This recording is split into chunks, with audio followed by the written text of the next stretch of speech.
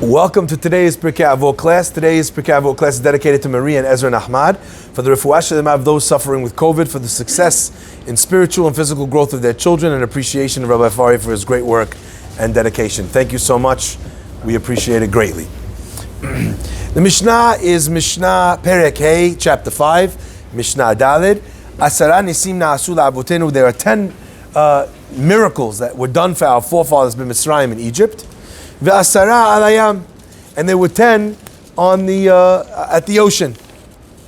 Eser makot evi HaKadosh Baruch Hu al Mitzrayim ve'eser alayam. There were 10 makot that Hashem brought on the Egyptians in Egypt, and there were 10 on the sea that God struck or gave them afflictions on at the ocean.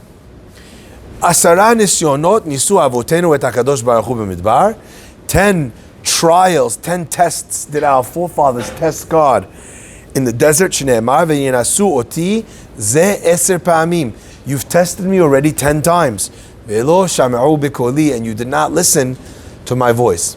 So the fact that there are 10 challenges, 10 times where the Jewish people tried God in the desert, that's not a rabbinic lesson from the Gemara or the Mishnah. That's a pasuk in the Torah. The question amongst the commentators is, which of the 10 things, which things did they do that were counted in those 10 trials? Now, this chapter, as you've realized already, chapter 5, is a chapter of lists. It makes lists, it collates the 10 trials of Abraham. It collates the 10 Ma'amarot versus the 10 Dibrot, like we spoke about in the first and second Mishnayot, right? So we find all these different lists, and really, if you can imagine, if you took a step back, what the Mishnayot were trying to do in this chapter is actually draw your attention to something that is happening. Look, don't forget, recognize what happened here. There are messages and lessons to be learned from what has been done, from what took place, and if you take those on board, you'll actually wind up being wiser and better off. But let's look again at the Mishnah. So the Mishnah is really broken up into 3 distinct parts. The first part number 1, is 10 miracles were done in Egypt, and 10 miracles were done for the Jews at the sea. 10 plagues were done to the Egyptians in Egypt, and 10 plagues were visited upon them at the sea. Part 2. Part 3, 10 challenges did the Jewish people challenge God in the desert, like the pasuk says, as Hashem quotes it. Now, what are these 10 miracles that God did for the Jews in Egypt? Some of the commentators say the 10 miracles that God did for the Jews in Egypt were the fact that the 10 afflictions that God did for the Egyptians in Egypt did not affect them. So it seems interesting that the Mishnah would count those separately, right? Aren't they really the same? Okay, what are the 10 miracles that God did for the Jews on the ocean? So if you look in the Gemara actually lists what these 10 miracles were. One of the miracles was that when they went, not just that the sea split, that's obvious, that's miracle number 1. But within the sea splitting, the ocean bed, which should have been like a murky mix of mud, hardened. Bayabasha b'toch hayam. They walked on dry land. The seabed should be anything but dry, correct? But they walked on dry land. Not only that, the sea split into 12 different lanes. Each tribe walked in their own lane in the ocean. It wasn't just one split down the middle. Not only that, as they were walking, the ocean, which is made up of salty seawater, it sprouted water that was fresh and clear, so that if they needed to drink, they were able to drink. There's many miracles that happened to the Jewish people in middle of the splitting of the sea. One of the ones that I remember my son sharing on the night of the Seder is that he said when the walls froze, they froze clear, so that the Egyptians wouldn't think that their cousins, or that the next tribe, while they were being saved, the tribe of Yehuda, the tribe of Yisachar must have been drowning. So God allowed them to see through the walls so they could see one another, that they were being saved in their own lane. So all these different miracles. The miracles that apply to the Jews at the Yam Suf. But the second part of the Mishnah says that there are 10 afflictions, 10 makot that happened to the Egyptians by the Yam Suf. So whereas the first part of part 1 and the first part of part 2 are the same, just opposites of one another, the miracle was that the Jews didn't have that plague, and the plague was that the Egyptians had that plague. The second part of part 1 and part 2 are different, because those miracles describe the positive things that happened to the Jews when they went into the ocean. Baruch atah Adonai, lenu melech haolam she'akol nהיה b'dvaro. But the plagues that the Egyptians experienced on the sea were not the same plagues. What were those plagues? The Talmud explains. Those plagues were such things as when they were charging towards the river and they saw the sea split, they were trying to chase the Jews. But for many of them, the sea began to return on the Egyptians. Why didn't they stop instead of carrying on further? And the pasuk says, "Vayinahagehu b'chvedut," and God, He led them b'chvedut, with heaviness. So the wheels of the chariots were set on fire because God heated the sand at the beach was heated to such a high temperature that the wooden wheels caught on fire, and the chariots were just bouncing up and down with the Egyptians, the soldiers inside being thrown from side to side, broken and bruised inside the chariots. So there's already elements of makot that are happening to the Egyptians that are not relevant even to the Jewish people. They're just part of the story. Inside the ocean, it wasn't just that the Egyptians drowned, but as it says, clearly the Gemara tells us that there's 3 different types of Egyptians that drown in the ocean. One time it says, Yochelemu kakash, that they were like straw. One time it says, Ka'aven, they sunk like stones. And one time it says, Ka'oferet, which means like lead. Lead is the densest of materials. Lead sunk the fastest. Stones, not as dense, but still heavy, sunk slower. But kash, straw doesn't sink. It stays at the top of the water. And the Talmud says, the most righteous, so to speak, of the wicked, the ones that had the least amount of sins, they just sunk straight to the bottom. The ones that were stones kind of took a longer while to sink. And meanwhile, if you could imagine, these walls that had solidified to create the lanes for the Jewish people to cross in were like giant pieces of ice, and they were thrashing around in the water. They were smashed to bits, but the faster you sunk, the less you experienced that. So the ones that were the worst of the Rishaim, they suffered the worst in the water. So you see that there's makot over here happening to the Egyptians in the story of the splitting of the sea. Now, the Jews that were just saved, you can't count the miracle to be the fact that they didn't have the makkah because they were already out on the other side. You see? Is this clear so far? Okay? So I just want to deal for 1 second with the first part of the Mishnah. The first part of the Mishnah is, I think, teaching us a very important lesson. And that lesson is that what happens to the Egyptians is not the same thing as what happens to the Jews, even if those things seem to be happening at the same time. So as an example, let's say somebody that you're in business with and they cheat you out of money. And then all of a sudden that person loses all of their money. You might feel, justice is served. The guy's a cheat, tried to rip me off. Look, now he's losing all of his money. Yeah? What happens is that the same as if that person loses his money, but loses it to you. Not the same, right? So in a further business deal, that person loses all their money, but you get all the money. That's not just that person's getting punished for what they've done wrong, but also that there's restitution getting made to me in terms of me getting the money that I had taken from me, I'm getting it back. Sometimes in our lives, when we're looking for justice, we're not actually looking for justice that helps us. We're just looking for justice that sets the table straight.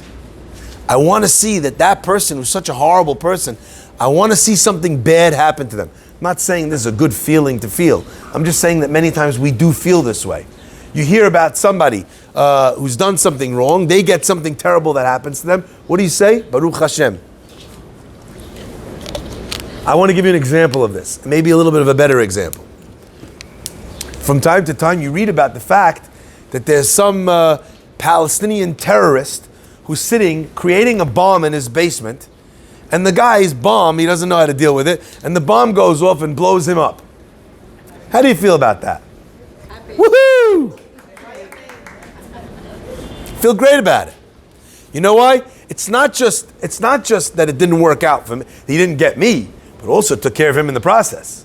So the miracle that saved me from his bomb, from where he was going to put it in the future, is also the same miracle that winds up taking care of an enemy of the Jewish people. But sometimes, actually, it bleeds over into places that it really shouldn't. Like as an example, the guy blows up his whole house, and his wife and kids are sleeping upstairs. Same woohoo? A little bit harder to woohoo that, right? We don't want innocent children of any type, stripe, race, creed, religion. You don't want them to die, correct? Okay? So the Mishnah over here separates these two concepts. Not every miracle that happens for you is necessarily a makkah for someone that's wicked. And not everything that happens to someone that's wicked is necessarily a miracle for you. Each case needs to be looked at and analyzed by itself. I still remember walking in London in one of these pro-Israel rallies. And in the middle of the rally, down the avenue in front of the Israeli embassy, drives a bunch of cars with Palestinian flags. And the crowd was riled up from it. And they started screaming, bomb Gaza, bomb, something stupid like that. And I just remember I couldn't shout over the crowd, but just trying to shout to the people around me, no, our aim here is not to wipe out Gaza. Our aim here is to free the Palestinians from the grip of Hamas. If we could actually eliminate the people telling them that the only way to succeed is through terror and war, a war that they can't win, by the way, right? Then actually, these are just a bunch of people who are trying to make falafel. These are a bunch of people who are trying to sustain their families. Are there elements? Of course there are. But is the vast majority seeking to wipe out, kill, stab, maim Israelis? They aren't. Do they get swept up into it when they feed the propaganda machines? And there's posts on social media by all the popular people saying, yes, lots of people do get swept up in it. But you know what? That happens also in other areas and in other regions. So I said, what should we be screaming? Bomb Gaza? No. Kill all the Palestinians? Hope we carpet bomb them all? No. That's not how we think. That's not how we act. That's not what we wish for. Those are not our dreams. Our dreams are not like theirs. Their dream is that every one of those missiles hit its mark and that every civilian in Israel was dead. That's literally the dream of Hamas. Our dream is not for that to happen. We don't want even a single civilian to die. Sometimes when we're trying to protect ourselves, we hit a target and civilians die. That's what war looks like. We're very sorry. We wish it wouldn't happen. That's what I think part of what this Mishnah is teaching us. Asara Nisim, there were 10 miracles that happened for the Jews. But those miracles aren't necessarily the same as the makot that happened to the Egyptians. They don't have to go hand in hand. What if you could have a miracle that didn't require for the other side to get a makkah? Wouldn't that be better? I think that's what the Mishnah, or one of the messages the Mishnah here is communicating. But what's really interesting to me is when we look at this, we also have to address perhaps another question. Why couldn't God just make the first part of this Mishnah? You want to save the Jews? No problem. Save the Jews. I always think I have one example which I think illustrates this idea better than any other part of the story of Egypt. There's 10 makot. One of the makot was the makkah of choshech. So the first 3 days there was darkness. What were the second 3 days? A darkness so thick that the Egyptians couldn't move, correct? So that means they were frozen in place. What was happening with the Jews? They had light. They could move easily. They could do whatever they want. Can I ask a question? Skip all the makot.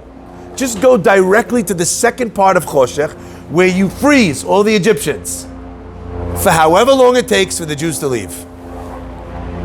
Problem solved. You don't need 9.5 makot. Right? We don't need 9 more miracles. Good question? So the answer is, I think, requires a short kind of precedent. The precedent is that God never does miracles for no reason. Miracles ruin the world. Miracles ruin the world. God never does miracles for no reason. Every time there's a miracle, there is on some level an elimination of free will, right? You see Hashem's hand so clearly, it becomes much more difficult for me to do the right thing because it's the right thing, and not do the right thing because I don't want to get struck by lightning. Why are you not keeping Shabbat? Because I just saw the 10 flipping plagues in Egypt. I know what God's capable of. So how does someone do the wrong thing when they know the power of God? Therefore, God doesn't like to do miracles. So my question is compounded. Why does God need 9.5 miracles? Especially because God doesn't like doing miracles. And the answer is that God was planting something incredibly important.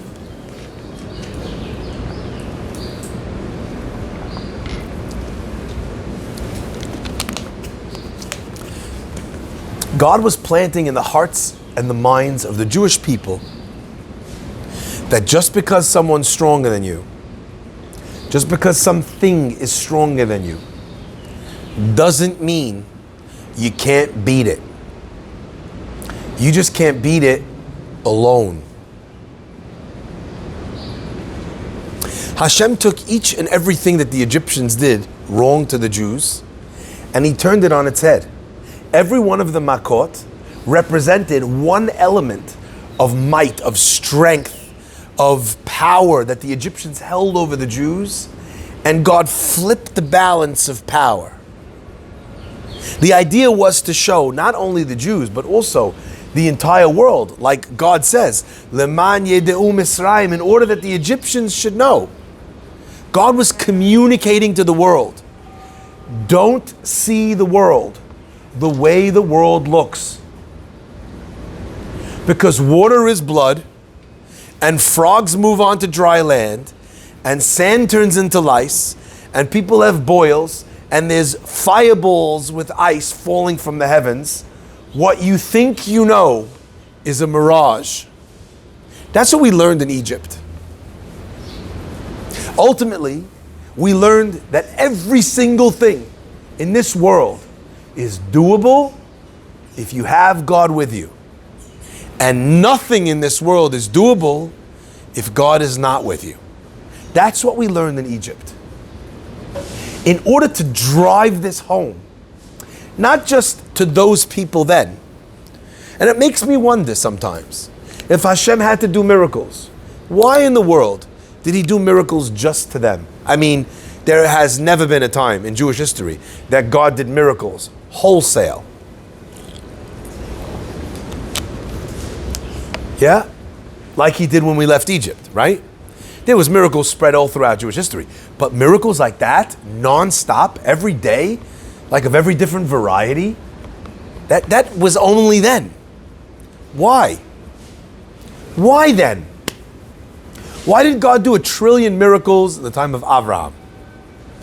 Or in the time of King David? Were there miracles? Absolutely. But not like this. Something to do with Paro. Sorry? Something to do with Paro. Okay, good suggestion. I want you guys to understand this because this is crucial. So I ask you a question. Does God like to do miracles? No. Why does God do miracles? Only because there's something that's so important, it's worth destroying his world in order to plant in his world. You got that?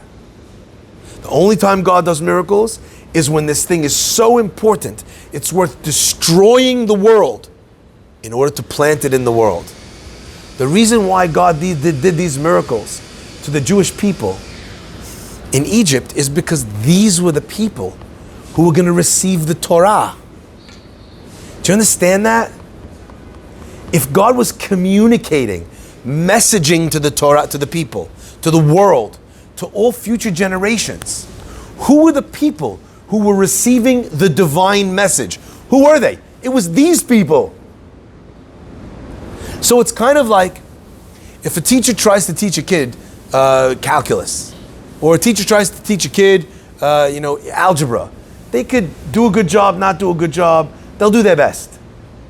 Where is the most important teaching going on? Not between this teacher and that student, but between the teacher's teacher and the teacher.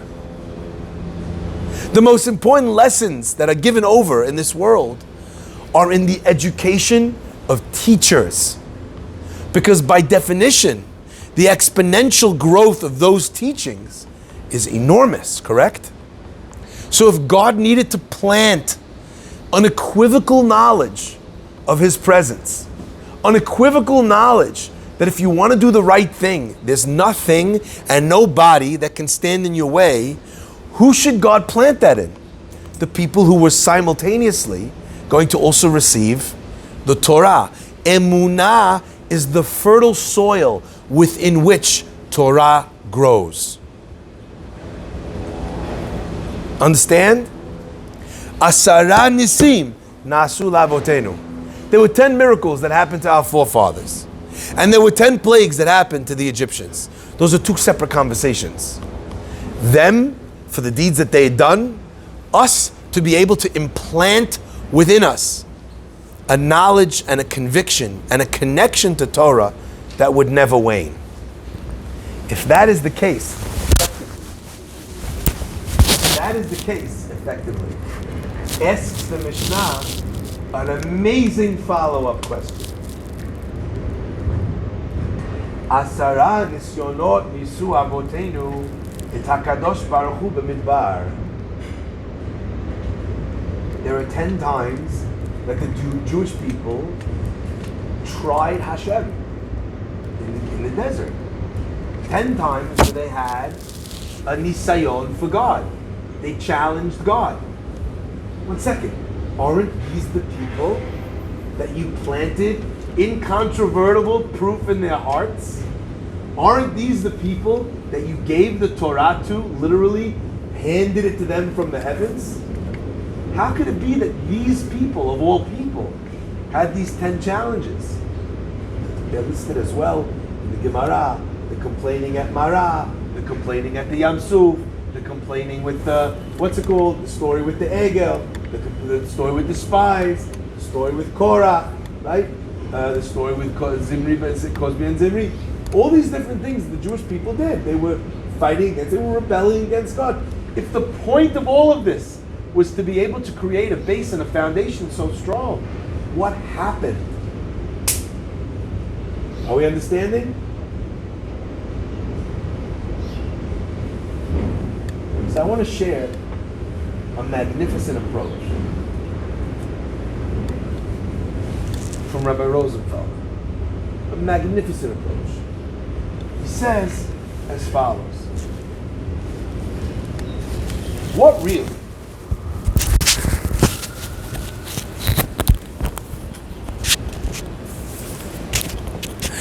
What really? Forgot it on my jacket. Just to recap quickly, because all you heard was the crunching of my suit jacket. Why, if that was the case, why and how could the Jews have rebelled after all of this proof and emunah and makot and miracles? And the answer is very beautiful. It was not in spite of the miracles that God had created. It was not in spite of the makot that God visited upon the Egyptians. It was because of the makot and because of the miracles. Let's take a detour for 1 second to one of the 10 tests. One of the 10 tests was the creation of the golden calf. And the question is, what in the world were the Jewish people thinking? Well, they're at Har Sinai. On a literal level, they're creating this golden calf. And what do they say? Ele Elohecha Yisrael. These are your gods, O Israel. Asher hotzeticha me'eretz Mitzrayim, that took you out of Egypt. Did anyone not care to point out that this could not be the God that took them out of Egypt, because they had just made it? Right? How was that not obvious? And the rabbis explain that the Jews never thought that the golden calf was God. They never thought that the golden calf took them out of Egypt. What were they looking for? Moshe. Ha'ish Moshe, this man Moshe who took us out, he's gone. So what are we going to do in his place? So what were they looking for?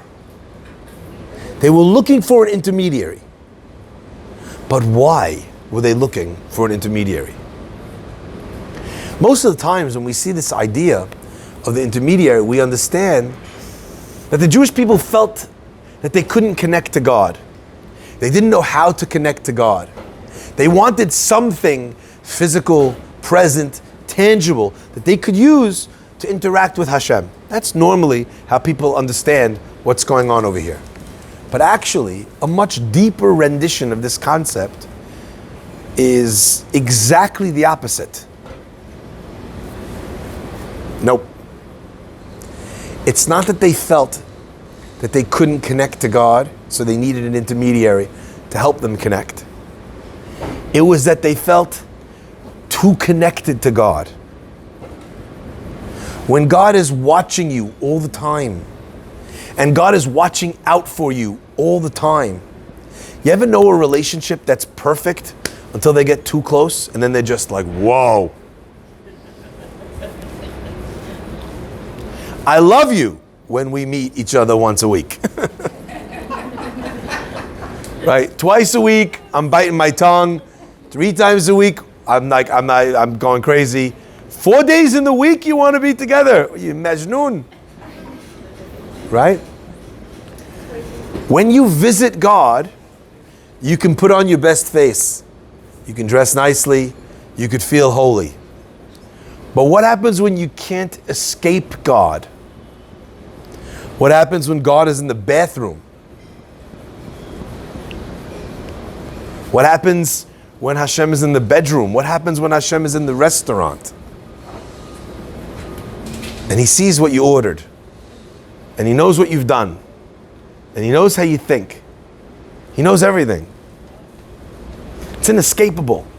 A person can feel like they're choking from it, like it's too much. The Jews said, we get all the miracles and we get all the plagues, but it's too much. We can't handle this relationship.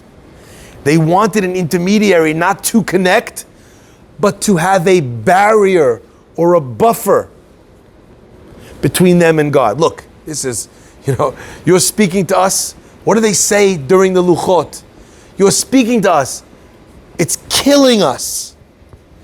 Why don't you speak to Moshe, and then we'll speak to Moshe. Your people will speak to our people, and we'll have our people speak to yours. Are we starting to understand? The Jewish people couldn't fathom an existence where they would need to always be on. I need you to understand this because this is so powerful. It really helps us understand so many of the stories of what was going on in Egypt. In the desert after they left Egypt. Zacharnu et hadaga, they're getting the man. Every day the man falls from heaven. They're in a climate-controlled environment because there's clouds around them all the time. What are you complaining about? What they were complaining about is they wanted a little bit less food.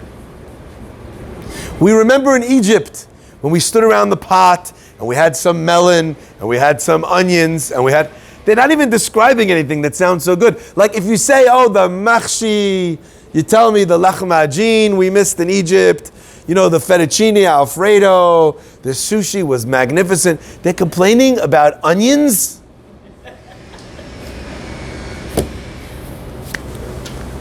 No, they got the fish for free. The fish that we got for free. How much are you paying for the man? You know what the answer is? The answer is they were paying a very high price for the man. They were paying a very high price for the clouds of glory. What was the price? Hashem's demands of their perfection. I said over something with regards to Shavuot that I think is incredibly important in this context. We read about how God said to the Jewish people, do you want my Torah? And what do the Jewish people say? Na'aseh v'nishma, we will do and we will listen. Yay! Wow, the Jews, so good, amazing. Problem is that when you actually study the sources, you realize that God didn't only ask the Jews, God asked everybody. Right? God asked everyone if they want the Torah. But God went to the tribes of Yishmael and he said to them, do you want the Torah? And they said, what's in it? And Hashem said, oh, you know what's in it? He took the midah that nation had, the thing that was their greatest challenge, and he said, you know what's in my Torah? Thou shalt not kill. Then he said to this one, you want the Torah? They said, what's in it? He says, thou shalt not commit adultery. They were the French men, right? You shall not commit adultery. They were like, oh, we don't want this Torah, right? You know? And they went from people to people, and each one he found the thing that was most difficult for them, yeah? And then they turned down the Torah.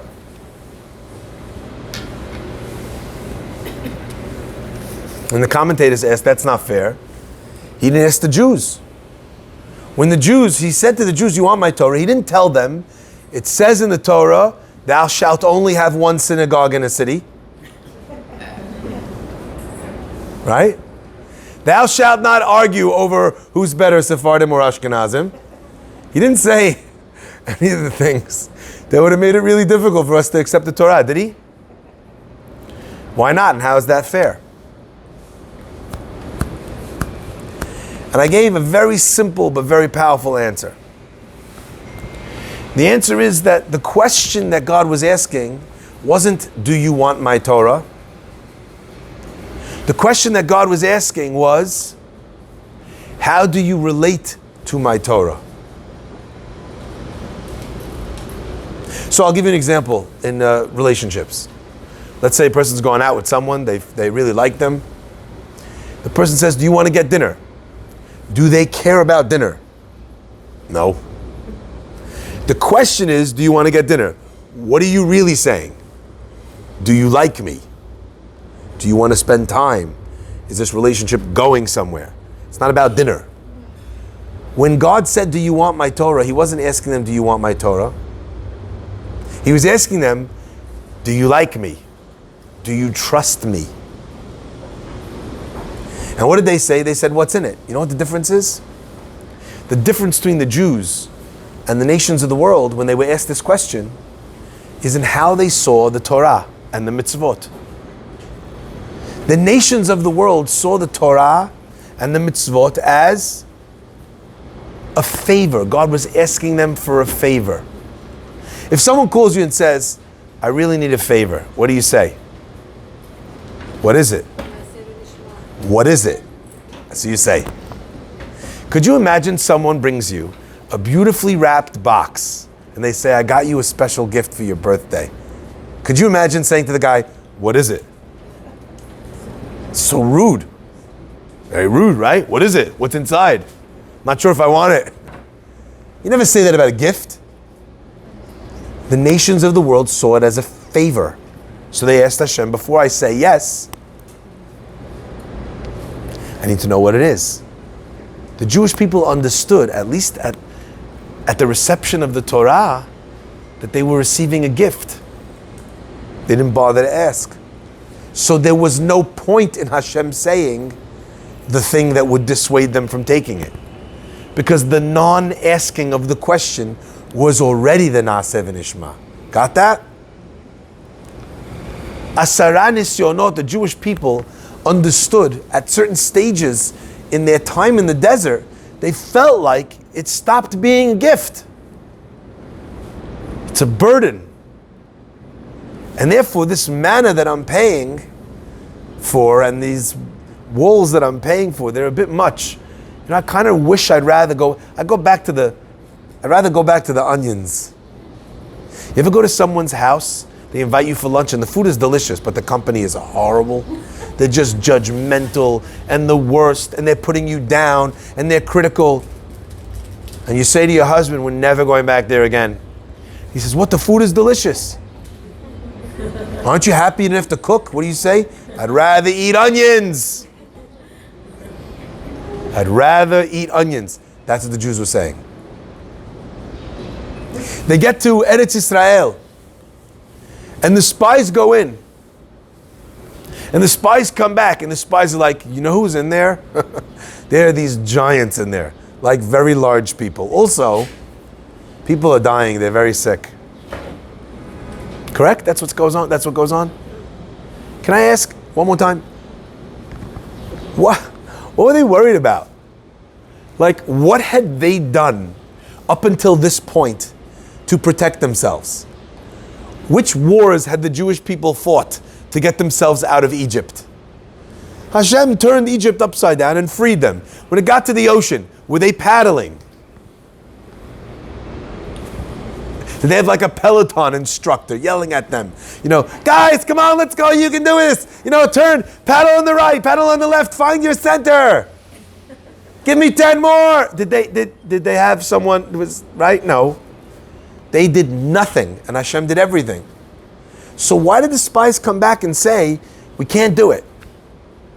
Why would they have thought that they would have to do this themselves? And the answer is, because the Jews understood that this period of being with God, where God does everything for you, but therefore you're under a very harsh magnifying glass. You know why? Because you're really up close. That was going to end when they got to Israel. The manna was going to stop falling from the heavens, right? That was going to happen. Because God told them already, in the desert, when you get to Israel, you're going to plant your fields. Plant fields? What about the manna? The manna was ending. Those clouds of glory ending. You have a nice apartment now in Tel Aviv. Right? All these things in the desert, they were going away. And the Jewish people were going to be granted their own agency to make decisions, to make choices. They would have to do stuff for themselves, but therefore also, they would be freer. The spies came back and said, there's no way we can do it by ourselves. We know that God can do it, but we can't live that way in Israel as well. You understand now what the spies are saying? No, you lost it? The concept is, the spies came back and said to Moshe, we know that God could defeat them, but we can't live this way with this relationship with Hashem forever. It's impossible to be good 100% of the time. This whole time we've been thinking it's a temporary arrangement, which then got dragged out to 40 years in the desert, but it's 40 years too much. We need to go to a normal situation of life, but the only problem is we can't win in the normal situation of life in Israel. That's what they were saying. They weren't saying that they couldn't go in. They were saying they couldn't go in with Tanaim, with circumstances that they could accept, with conditions that they could accept, that they could live with. So what did they do? They cried. They cried, they cried, they cried. We don't want to be under Hashem's thumb. We don't want Hashem to do everything for us. We don't want it. That night they cried when the spies came back. So what was the punishment Hashem said? Oh, you want to be left to fight your own battles? On the anniversary of this night, all throughout history, you will be left to fight your own battles. And the Romans will vanquish you and burn your temples. And the expulsion from Spain, Tisha B'Av. And the massacre in York, Tisha B'Av. And a list of tragedies longer than you could hope to imagine will happen on Tisha B'Av. First deportations to the death camps, Warsaw, Tisha B'Av. You don't want me to save you? You want to do this yourself? You got it. My friends, look at this Mishnah again. I think we learn a tremendous lesson. God does 10 miracles. And God gives 10 plagues. And then the Jew says, I give you 10 challenges. It's not a mistake that there's 10, 10, and 10. For each level of divine providence that God gave them, what did the Jews feel? More trapped. So I want to ask all of us today this question. In the moments of your greatest emunah, I like to quote a young boy who I was his counselor in Camp Shifteh. It's okay. I'm working on my tan. The Ashkenaz half of me keeps me eternally white. So I need extra help. Now, also I want my life to matter. There's an amazing expression that I'll never forget from a young boy. His name was Bobby Hen. Bobby Hen was a boy who was in my bunk. He didn't come from such a religious background. And they stuck him in my bunk, and they gave me a challenge on the first day of camp. The head counselor came and said, this boy doesn't come from such a religious background. He's not so engaged. When we were making up the rooms, we made sure to put him in your room, because there's different rooms for the bunk houses. We made sure to put him in your room because we wanted you to have a strong impression on him. Maybe you could kind of make him reconnect with his Jewish heritage. I said, okay. We became close. I tried to teach him lots of things. Towards the end of the summer, the head counselor came to me and said, can I speak to you privately? Sure. He says, look, we run a program in Shifteh Yisrael. It's called 1826. 1826 was for campers that had spent either 18 or 26 hours learning on their own free time during camp. So if after activities at night you would study some Mishnayot, there were prizes, but you'd gather hours to over 2 months. If you had 18 hours, then they would put you on this trip to Skvertown, okay? And you'd get to go along with bowling and getting a chance to meet the Skver Rebbe and get a bracha. They would take you out for pizza.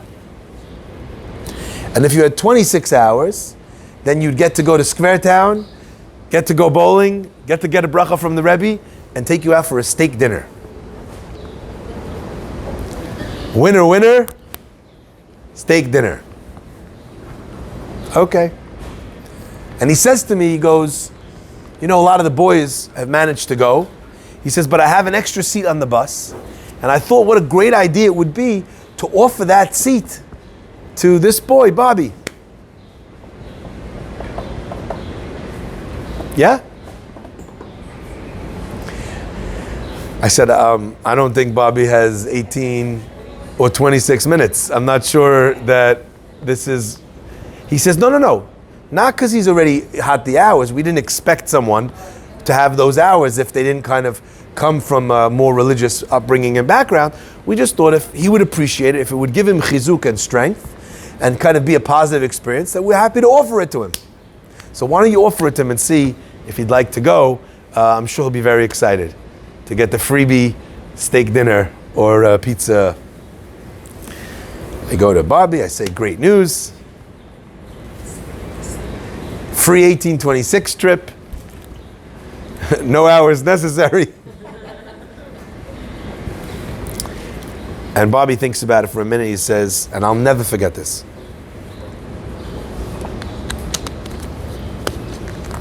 He says, thank you, I don't think I want to go. I said, I don't think you heard me. No hours necessary. Steak dinner. Pizza. Obviously not at the same time. Can't do that, right? And I'm so inspired by this boy's answer. Because he was not coming from a religious background. And listen what he said. I was envious of him. He said, Rabbi, I don't want to come. I said, why not? He says, because I want to be a DJ. I want to be a DJ. You know, a guy, music, parties, right? I want to be a DJ. I said, I failed to see the connection between your sentence and mine. What does that have to do with it? He says, listen, Rabbi, let's be honest. I'm going to get on this bus. We're going to go bowling. We're going to go visit this Skveri Rebbe. And everyone's going to get a blessing. And what's he going to give me as a blessing? He's going to bless me that I should be a tzaddik and I should be a rabbi. And if he blesses me, I'm going to be a tzaddik and I'm going to be a rabbi, then I'm going to be a rabbi. But I don't want to be a rabbi. I want to be a DJ. I don't want to go. For this young man, his emunah, his faith in the power of the rabbi's blessing was so strong that if the rabbi said, I bless you to be a rabbi, chalas.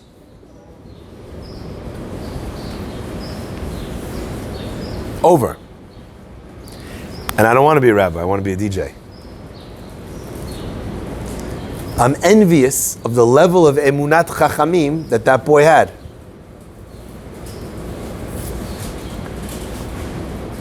However, here's the however, look at how human nature works. I could simultaneously recognize the fact that a rabbi has such power that if he but utters the words, thou shalt be a rabbi, then you will be a rabbi, whether you like it or not. And still say, I want to be a DJ. Our ability to cognitively recognize truth doesn't always conflate with our ability and our strength of character to do the right thing because what we know is true. How often have we known what the right thing to do is, but it's just too hard? I can't, you know what? I can't be bothered. I can't be asked. It's so hard. It's so far. It's so expensive. My friends are not going. My friends are going. Right? It's the biggest challenge, I think, to really good kids in schools. The kids, they're so pure. They know what's right. But then they're bullied. And bullies don't need to use fists. Bullies can come from them excluding. Bullies can come from them calling you names. What a terrible person you are for not doing this. Why do you think social media is awash with pro-Palestinian comments today? You think these people have any idea what's going on in the Middle East, in a region they've never been to? You think they made comments about when Bashar Assad was wiping out, ethnically cleansing his own people? No comments. Free halab. Anyone saw that? Probably because they were nervous that would attract a lot of Israelis thinking they meant milk. But either way, they were saying they have no free halab. You don't find that. No free halab. Where's the hashtag? You seeing hashtags everywhere from every celebrity about free Turkey, where Erdogan is bombing his own civilians? Did you hear? I didn't hear. Why are they doing it? Because there's lines, there's messaging out there on social media. If you don't stand up for Palestinians, you're a murderer. You're just as bad as the Nazi Israelis. That's what's going on. The finger pointing.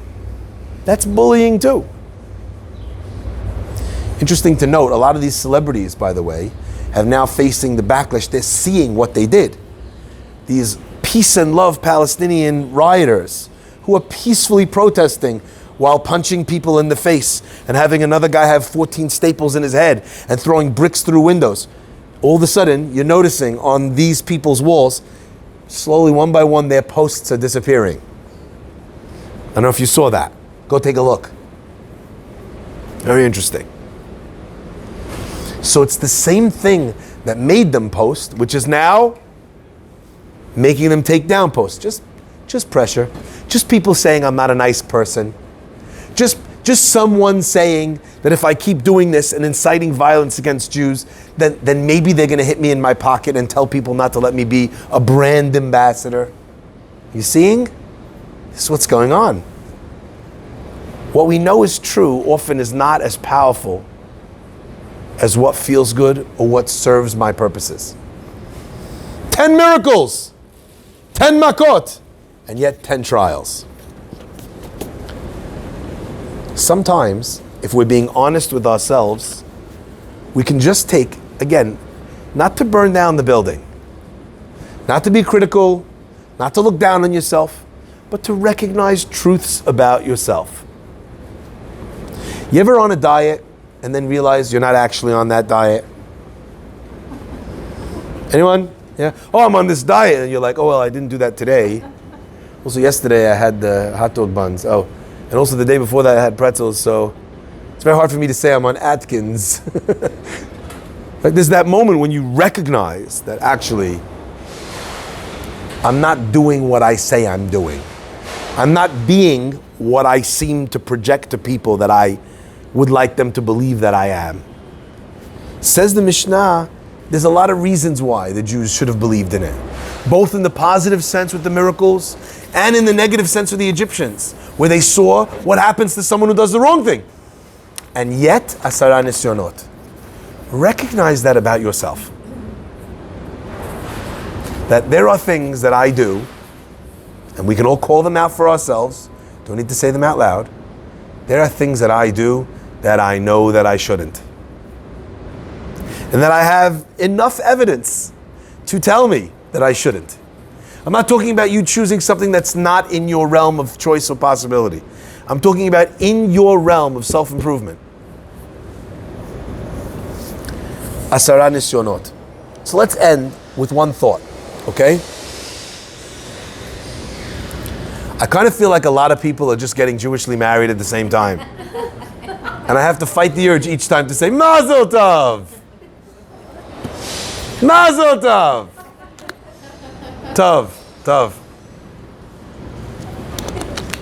I'd just like to end with one last piece.